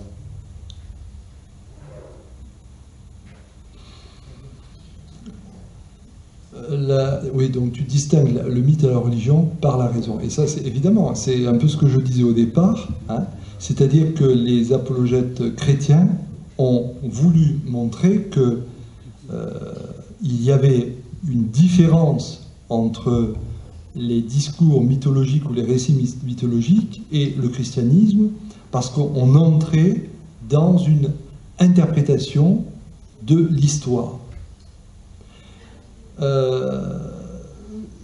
Je pense que ce qui est vraiment le point de rupture entre le mythe et la religion au départ, c'est pas tellement la raison, mais c'est vraiment cette notion d'histoire. Parce que la raison, en fait, elle va, d'une certaine manière, développer des concepts mythologiques. Parce que soit il y a le concept philosophique, qui essaye de dire le sens du réel au travers d'un mot, et puis il y a le concept mythologique qui va essayer de dire le sens de la réalité au travers d'une image. Mais la différenciation entre mythe et religion, vraiment, me semble-t-il, va se faire au travers de la notion de l'histoire, c'est-à-dire que la religion a l'ambition, pourrait-on dire, partant de certaines images, de transformer la réalité. Le mythe reste toujours, finalement, une compréhension du monde et va donner à penser. Mais il n'a pas de prétention de transformation de la réalité. Or, la religion, elle, a une ambition, c'est de transformer l'homme dans sa singularité et l'homme dans son collectif. Et donc, le point de rupture entre les deux, pour moi, ce n'est pas la raison, mais c'est vraiment la notion de l'histoire. Alors, après, si on prend la notion de la raison, c'est un problème. Et ça, c'est le problème qu'on a notamment en Occident. Hein. C'est qu'on est entré dans un rationalisme tel qu'on a voulu même rationaliser, d'une certaine façon, le discours religieux. Donc tous les discours ont été emportés par une compréhension à partir de la raison, et avec un défi au sujet de ou en tout cas un refus du mythe comme étant quelque chose qui serait irrationnel et donc quelque peu éthéré et non convaincant du point de vue de la vérité. Et ceci est dramatique parce que du coup la notion de raison a laissé de côté toute la notion de la psyché, toute la notion de l'émotionnel, toute la notion donc de ce qui fait le tréfonds de l'homme. Et aujourd'hui, on se prend en boomerang cette réalité-là. C'est-à-dire que dans les grandes religions, on a un retour de l'irrationnel, mais alors qui est épouvantable. Et sinon, dans nos sociétés, on a un retour du phénomène religieux. Et donc, pour contenir ce phénomène de l'irrationnel et ce phénomène du religieux, du retour du religieux, il me semble que ce serait intéressant qu'on ait une vraie réflexion sur ce que peut apporter le mythe, en ce qu'il permet de questionner l'homme, sans pour autant l'enfermer dans une définition a priori de ce qui doit être et de ce qu'il doit croire. Et ça, c'est vraiment mortifère pour nous, que l'on soit dans le plan religieux ou dans le plan profane. C'est pour cela que je faisais ce lien. Je pensais que certains réagiraient plus dans la salle, mais c'est pour ça que je faisais ce lien entre mythe et laïcité, ce qui, évidemment, ne se fait pas très souvent. Voilà. Je ne sais pas si j'ai répondu, Jacques. Une question. C'est pas une question, ça. Ah.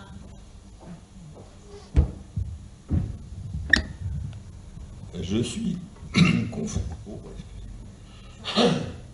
suis confronté à cette question assez en profondeur. Je suis membre de l'Église catholique romaine et depuis mon adolescence, bon, j'ai suivi liturgiquement certaines prières, et dans une prière particulière, il y a le mot résurrection. Christ est ressuscité. Et je dois dire que sans le vouloir, j'ai mis une couvercle là-dessus et je n'ai pas voulu aller plus loin que ça, parce que dans le fond des choses, le fait d'être rationnel, je décède, je meurs, et puis après plus rien. Et cependant, récemment, quelque chose, j'ai eu un déclic, c'est qu'une personne assez intéressante a écrit, et j'ai pu lire un article sur la croissance de la complexité. Mais la façon dont c'était écrit, ça m'a titillé et ça m'a conduit à dire, mais à ce moment-là, il y a quelque chose qui éclate. Et revenant à mon problème sur la résurrection, je me suis dit, mais il m'aide à prendre en charge ce terme résurrection pour pouvoir y réfléchir, y méditer, mais j'allais dire méditer tous azimuts, mais je ne voudrais pas être dupe de moi-même. C'est un témoignage. Hein. Ma question, c'est comment en sortir de ce dilemme pour moi? C'est intéressant comme témoignage parce que tu as commencé par dire que pendant des années dans ta foi, donc il y avait cette notion de résurrection, mais que tu y avais mis un mouchoir par-dessus parce que ça relevait d'un irrationnel, et donc tu vivais ta foi, et puis bon, ben, il y avait cette notion de résurrection que tu évoquais donc le dimanche dans ta confession de foi, mais punt. Et c'est là où on a un problème. Parce que si, à un moment donné, le dogme ne vient pas rejoindre la réalité de ce que je suis, de ce que je crois, de ce que je cherche, de ce que je deviens, alors quel est le sens? Quel est le sens de ce dogme? Et là, on peut parler alors d'un phénomène, je ne te juge pas toi, hein, mais je dis dans le processus où tu t'es trouvé, on peut parler d'un phénomène de dogmatisme. Et il me semble que, justement, si on revient sur la notion du mythe, alors on va se dire, ben oui, Christ mort et ressuscité, je ne sais pas trop, parce que quand on va rentrer dans la critique littéraire, dans la critique scripturaire, dans la critique historique, bon, certains vont dire c'est pas possible, d'autres diront mais oui, ça l'est, bon, et on va permettre ce débat. Mais au-delà du débat, si on accepte quand même le mythe, là on va se dire, mais en tout cas dans le mythe de la mort-résurrection, ce qui est intéressant, c'est qu'on nous exprime de façon imaginale que nous devons constamment passer d'un état ancien à un état nouveau. Et donc, comment je vis ma vie comme un processus de transformation?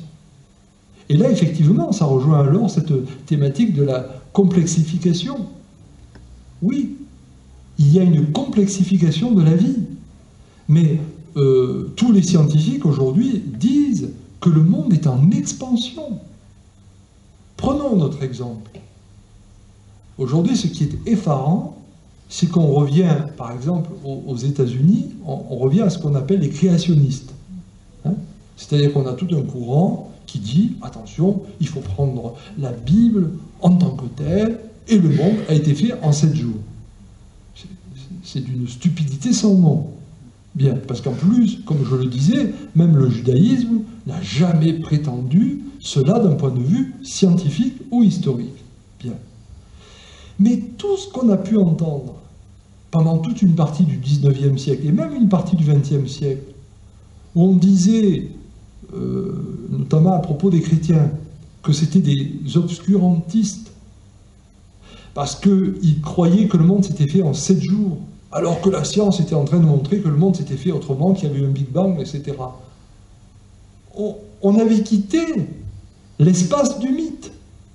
Et le fait de dire, de façon mythologique, que le monde s'est fait en 7 jours, c'est extraordinaire, parce que dire que le monde s'est fait en 7 jours, par ce mythe, nous disons la notion de la complexification et de l'évolution. Parce qu'on aurait pu très bien dire, puisque c'est un texte mythologique, hein, on aurait pu très bien dire, voilà, Dieu a créé ex nihilo, un jour il a sifflé et le monde a été. Et le fait de dire, sous la forme d'un conte imagé, que le monde s'est fait en 7 jours, ça veut dire qu'il y a un processus évolutif qui fait qu'il y a un rien, et puis que de ce rien surgit un quelque chose. Alors c'est peut-être dit de manière très imagée à propos du Big Bang, et de ce qui est avant, alors ça c'est la grande réflexion des scientifiques aujourd'hui, et puis ce processus d'évolution. Et finalement, on s'aperçoit que le mythe est très riche, parce qu'il induit la réflexion qui pousse à la recherche. Et il va plus y avoir cette confrontation entre ceux qui croient et ceux qui seraient dans la raison scientifique, mais que sur des champs différents, on va être toujours dans ce mouvement de tension les uns vers les autres. Parce qu'on n'est pas avec le même outil pour appréhender le réel, mais en même temps, on ne s'exclut pas. Parce que le mythe appelle cette réflexion, le mythe appelle cette recherche, le mythe ne ferme pas. Voilà. Et donc, oui, le discours mythologique de la création, c'est un discours extraordinaire parce qu'on peut y retrouver la notion d'évolution, la notion d'expansion. Et quand je lis Mathieu Ricard, et qui fait une séparation entre le bouddhisme et le christianisme, en disant, ben, dans le bouddhisme, il n'y a pas de commencement, il n'y a pas de fin, alors que dans le christianisme et dans le judéo-christianisme, il y a un début, il y a une fin, puisqu'on dit au commencement. C'est dommage qu'ils disent ça, parce que s'il avait pris le soin d'un peu aller au texte, hein, il aurait vu que le mot commencement, en hébreu, bereshit, et en grec, enarché, ce ne sont pas des commencements en termes d'un début par rapport à une fin, mais ce sont des termes qui disent plutôt une notion de surgissement. Voilà. Et donc il y a un surgissement, eh bien oui, il y a un surgissement de la matière, un surgissement de la cellule, un surgissement devant lequel les scientifiques réfléchissent. Et ce surgissement, parce qu'il est évoqué de manière mythologique, n'exclut pas du tout la recherche, bien au contraire, l'appelle. Et là, ça devient intéressant, et on est dans un discours ouvert. C'est pour cela que je dis que, le mythe permet la tolérance, l'œcuménisme et l'interreligieux, et que, deuxièmement, le mythe peut enrichir la véritable laïcité aujourd'hui. J'étais un peu long pour te répondre, mais voilà. D'autres questions dans la salle?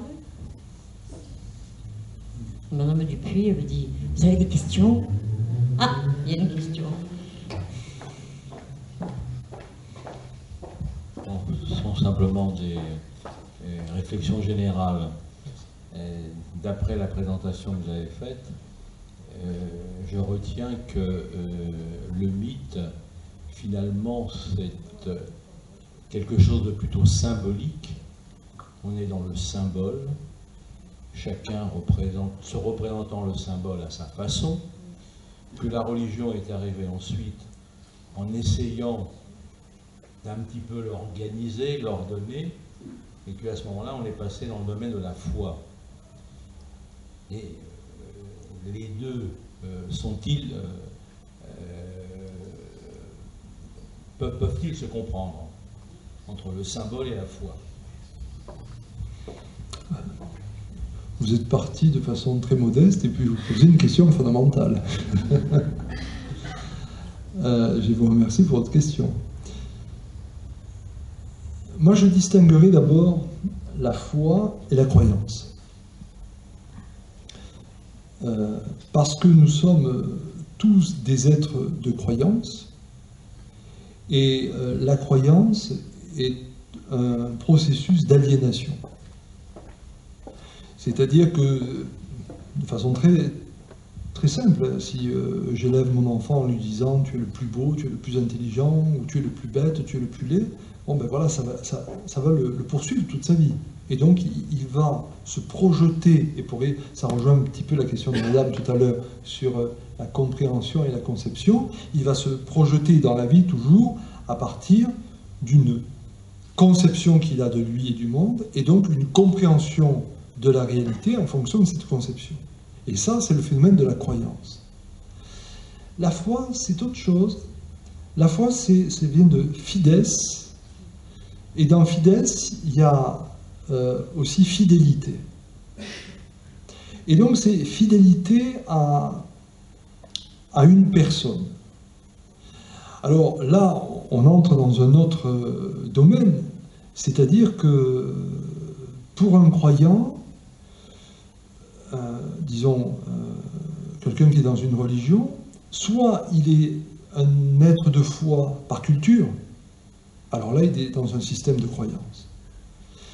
Mais si il est vraiment dans la foi parce qu'il a été saisi par une rencontre avec ce qu'on appelle l'indicible, avec le divin, après on peut mettre les noms que l'on veut, là c'est autre chose, et on n'est plus dans un a priori où je vais interpréter les choses en fonction de ce que je crois, mais je vais vivre en fonction de ce que j'ai rencontré, et par rapport à ce que j'ai rencontré, je vais me mettre en chemin de fidélité. Je vais vous faire un témoignage. Je n'aime pas trop parler de moi, mais pour être plus clair, je vais vous faire un témoignage. Quand j'étais jeune, il y a très longtemps, je faisais des études de sciences politiques à Aix. Et en sortant un jour de l'Institut d'études politiques, j'ai entendu jouer dans la cathédrale Saint-Sauveur à Aix des orgues. Et alors que j'étais vraiment... J'avais fait ma crise ado comme tout le monde, donc bon, à l'église, il ne fallait pas trop m'en parler à l'époque. Je préférais aller... c'était l'époque des yéyés et tout ça. Vous voyez, bon, voilà. J'avais ma copine, tout, bon, très bien. Et donc, je suis rentré dans cette cathédrale pour écouter jouer des orgues. Et puis d'un coup, c'est là où il s'est passé quelque chose et je me suis senti saisi. Et c'est à partir de ce saisissement que, dans un chemin très chaotique, parce que c'est pas évident, mais je me suis mis en fidélité à la personne du Christ. Ça, c'est un chemin de foi.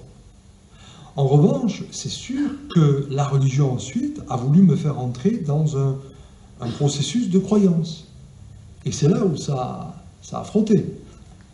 Et si, par exemple, j'ai quitté à un moment donné une certaine église, c'est parce que dans le système de croyance où on me demandait de rester, je ne pouvais pas.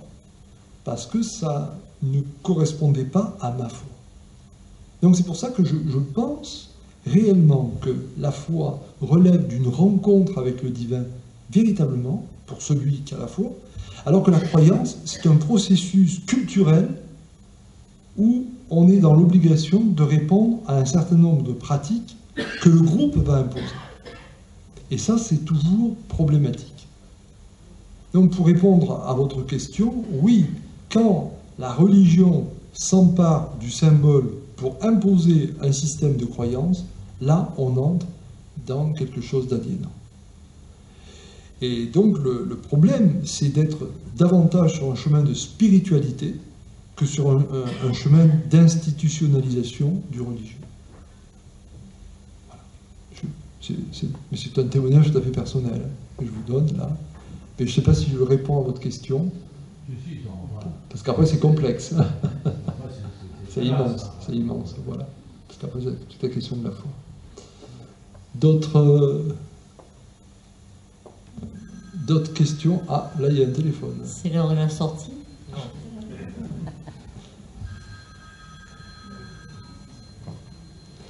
Bon. Ah oui, il y a monsieur là-haut. Monsieur là-haut.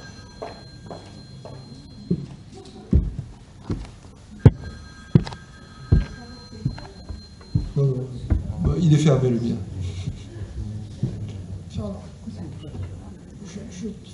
Pour moi, c'est une question de traduction.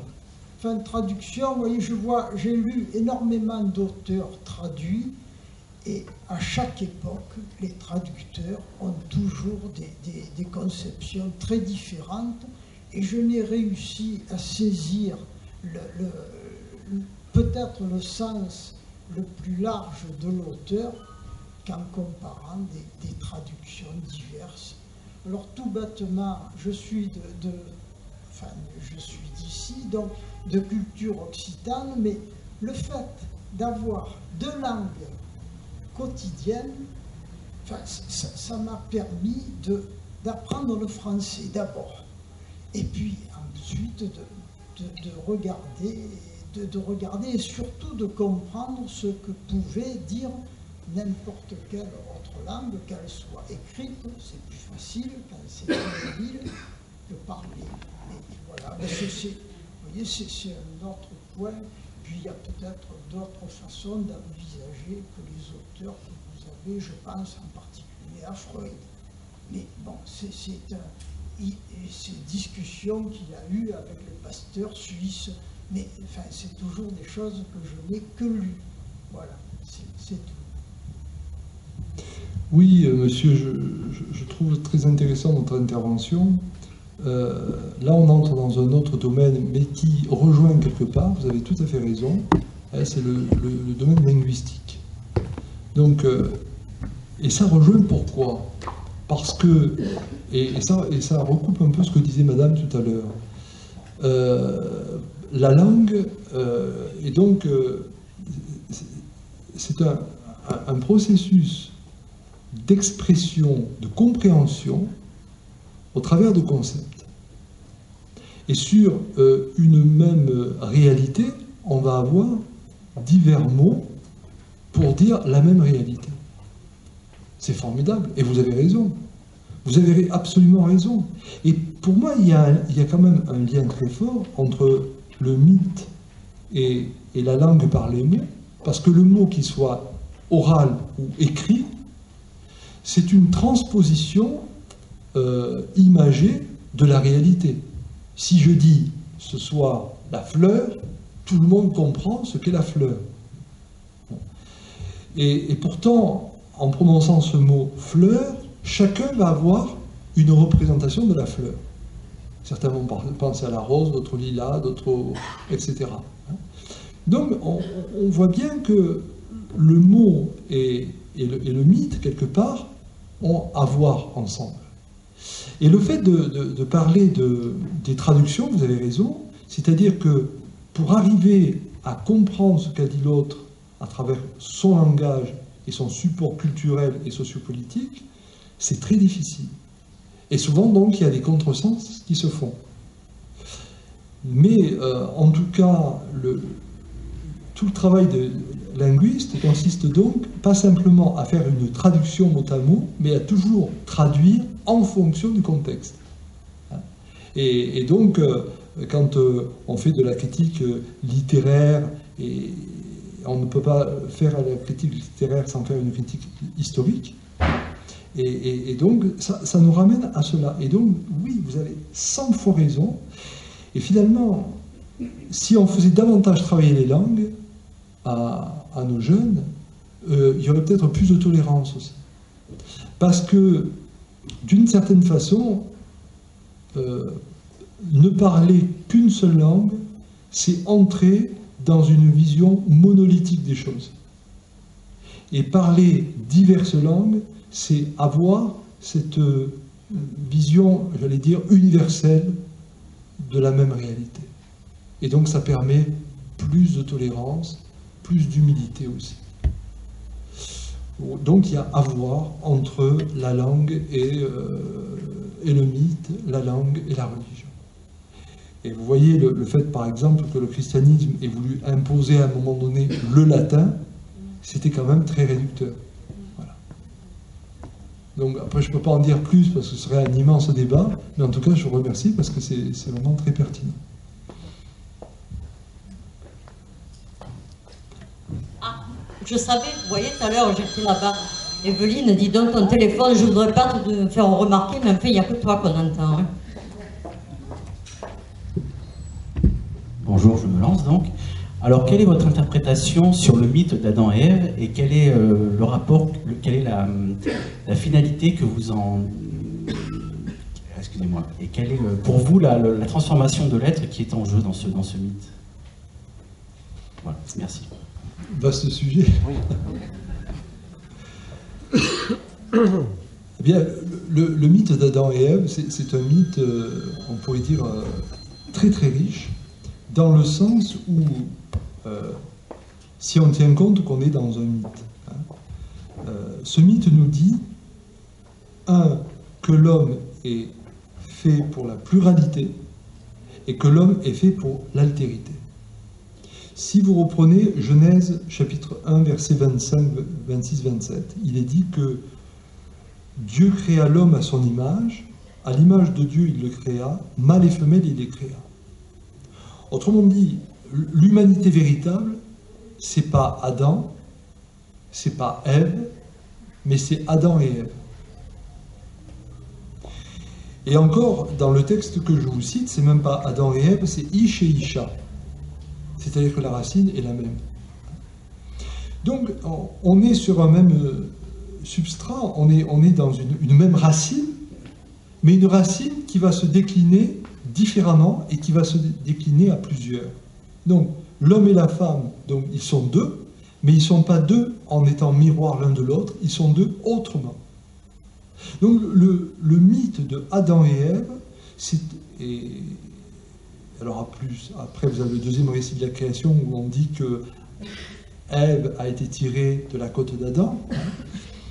C'est intéressant parce que ça veut donc dire que l'humanité véritable ne peut se concevoir que dans le fait d'accepter que nous soyons non pas un, mais plusieurs, et que tout en étant plusieurs, nous soyons du même principe, mais que ce principe se dit dans une différenciation. Voilà. Donc c'est pas, je ne viens pas de Adam et Ève, mais ce mythe de Adam et Ève vient nous rappeler cet état imaginal.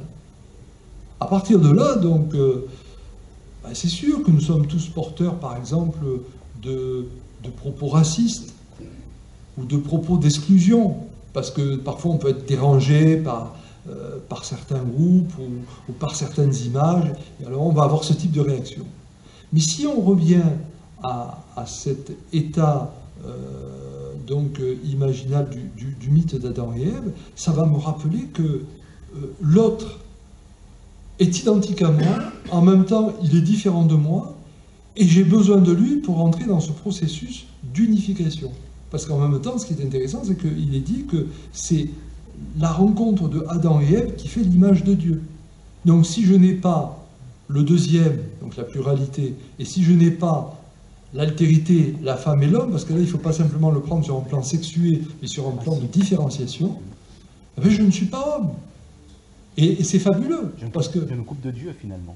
Pardon ? Je me coupe de la notion de divin. Et je me coupe de la notion de divin. Parce que du coup, la notion de divin devient vraiment une notion de passage dans l'acte pluriel et dans l'acte autre, d'altérité.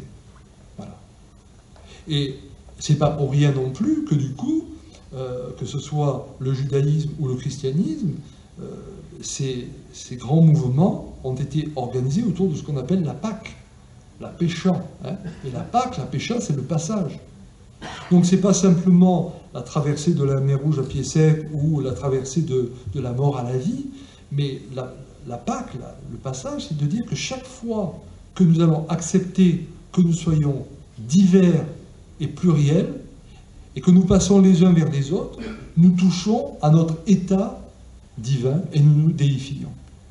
Voilà en quelques mots ce que je dirais sur ce mythe de Adam et Ève, et vous voyez, bon, voilà, c'est un mythe, mais on peut très bien trouver la même compréhension anthropologique dans d'autres courants religieux ou philosophiques avec d'autres mythes. Mais si on le prend non plus sur le principe du mythe, mais sur le principe du dogme ou du concept, alors là on va s'enfermer et on va donner une lecture créationniste des choses. Et on va dire aux enfants, attention, vous venez d'Adam et Ève. Alors donc tout ce qui est dit sur l'évolution, etc., c'est hérétique. Et c'est dramatique. Et on perd la notion du divin en plus, parce qu'alors là, on entre dans l'idéologie de la religion, et c'est l'homme qui crée la religion, alors que le processus du divin, c'est bien autre chose. Ah. Priorité aux dames. Bonjour. Certaines traductions nous disent que Ève a été créée à partir de la côte d'Adam, mais certaines autres vous diront que Ève a été créée à côté d'Adam. Est-ce que ce ne serait pas l'homme qui, voulant être supérieur, a inventé cette histoire de côte?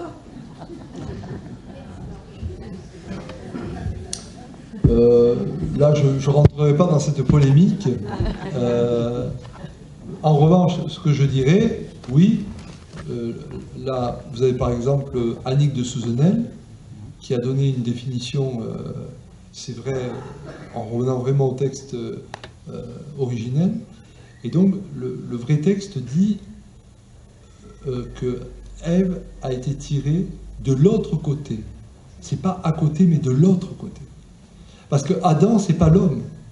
Adam, c'est l'Adama. C'est tiré de la terre.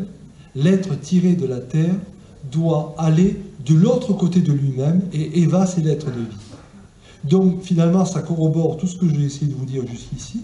C'est-à-dire que là, on est dans un processus d'avènement et d'altérité. Et donc, c'est plus la femme qui a été créée à partir de l'homme, mais c'est l'humain qui, pour aller à la plénitude de lui, doit aller de l'autre côté de lui, et donc s'arracher de tout ce qui le constitue au départ, comme système de croyance, pour devenir ce qu'il choisit d'être.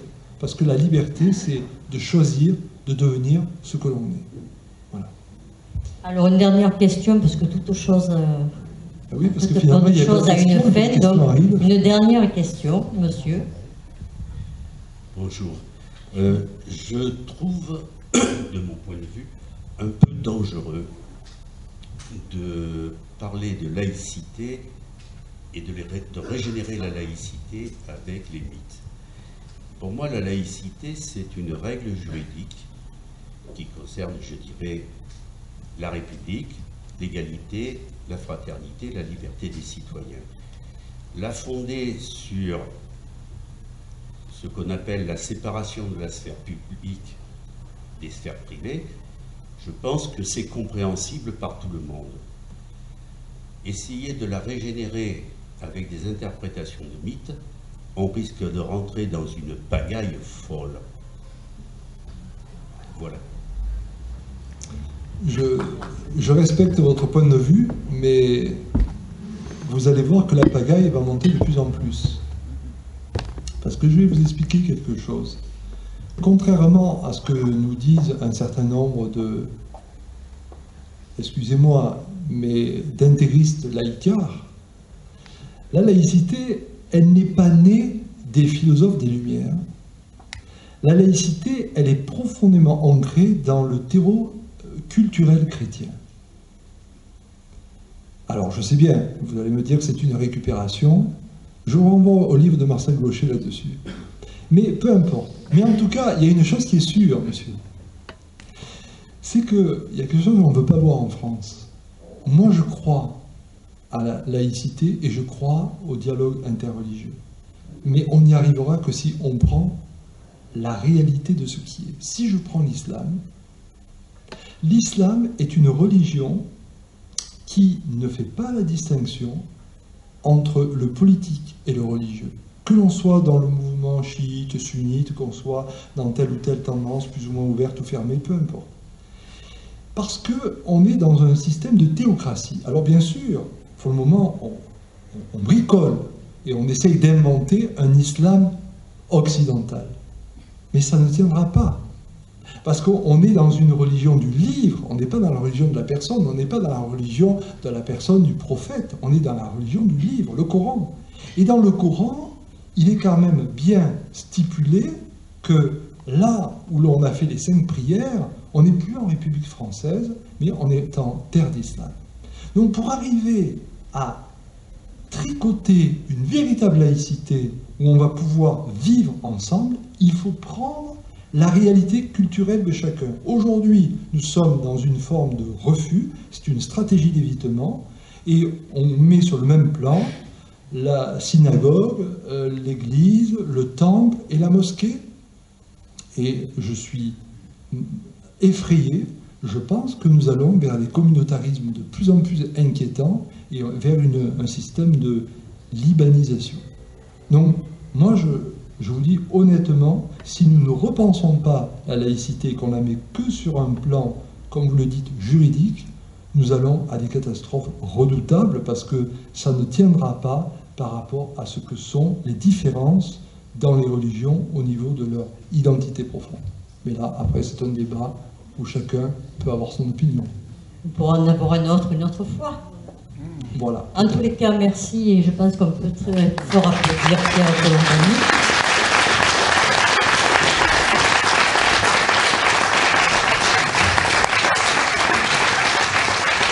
Je sais qu'il n'aime pas qu'on parle trop de lui, mais quand même, je ne peux pas vous laisser partir sans vous dire qu'il a une conférence à Bandol le 11 décembre qui est sur le réenchantement de la société, si le titre n'a pas changé.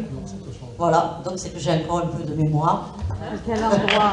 Donc c'est à l'espace Jules Verne, à la salle Jules Verne à Bandol, à 17h, voilà. Le 11 décembre, jeudi 11 décembre à 17h, salle Jules Verne à Bandol, le réenchantement de la société. Et en attendant, ben, rien ne t'empêche d'aller le voir. Hein? Je diffuse les infos de toute façon, tu le sais. Voilà, en tous les cas, merci à vous tous de ce débat qui a été bien mené, je dirais, avec de cette conférence qui a été passionnante et de la sagesse que vous nous avez, dont vous nous avez fait partager. Voilà. Merci à tous. Merci à vous.